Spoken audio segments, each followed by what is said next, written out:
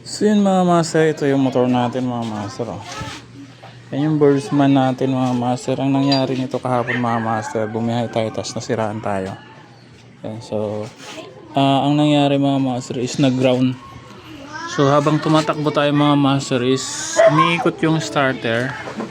Yan, gumagana yung starter natin habang tumatakbo tayo. Ikot ng ikot. Tapos kahit inop na natin yung susi, umaandar pa yung starter. So ibig sabihin grounded siya mga master.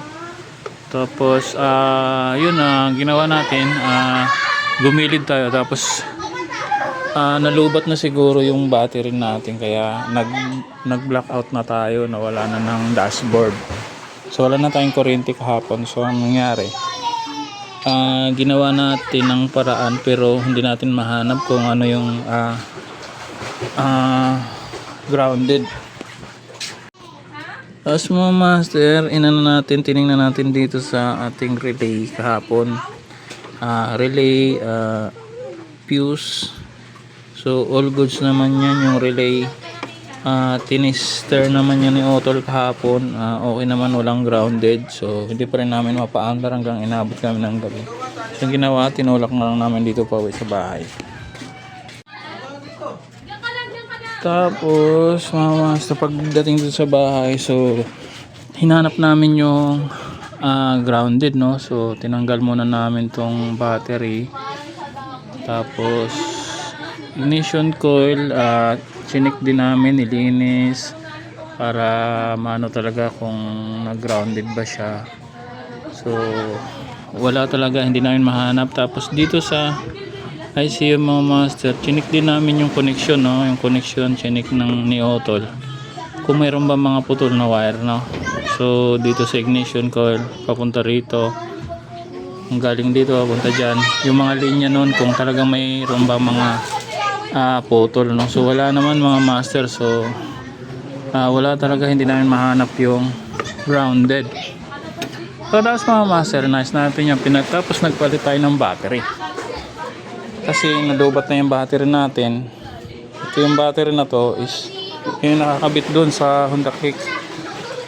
Yan, ito yung battery niya. So lubat, hindi niya kayang mag-start. So ginawa natin, palit tayong battery. Tapos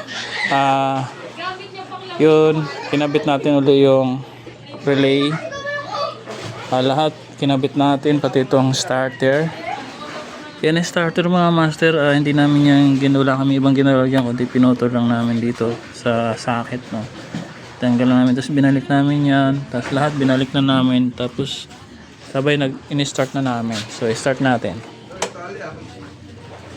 Yan, so may dashboard na yan. At ito yung starter, no.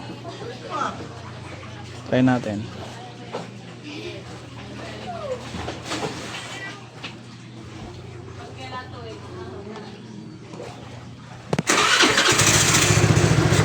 Yun. So may start na yun mga master, no. So patayin natin. Tuloy tayo para tayo sa kill switch. So may kill switch kasi dyan. So umaandar yan mga master, umaandar na yan, no. So wala kaming pinalitan na pisa, hindi namin nahanap kung saan yung grounded kasi wala naman talaga, chinik namin lahat, walang grounded. At ang naisip lang namin mga master, itong kill switch, kasi ito kill switch yan sa taas, dito starter sa baba. So ito yung naisip namin dahil kahapon sobrang lakas ng ulan, siguro ito yung nag-grounded. Kaya ang ginawa namin, nilinis na lang to, nilinis to. Pero bago pa namin nilinis to is umi-start na rin talaga siya. So wala kaming ginalaw, may ginalaw namin lahat pala yan. Tapos wala kaming panilatan na pisa. Wala kaming dito, walang binili dyan kahit sa relay. Yung relay, yung stock pa rin yan. So lahat yan, yung stock pa rin na pisa yan. So hindi namin mahanap kung saan nag-grounded. Tapos umandar naman na siya, umuwi na uli siya. So yan, try natin uli. Susi natin. Yun, kaso nga ito dito natin. Ay.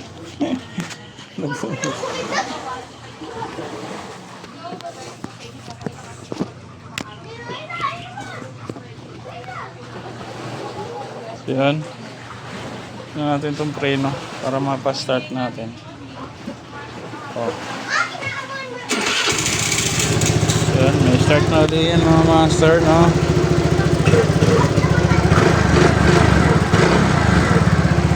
So yan. So starts na ulit yan. Nawala kami So yun lang mga master at sinabay na rin natin yung ating drum brake. At magpapalit din tayo ng bearing. Kasi dito ito yung mga master. Oh.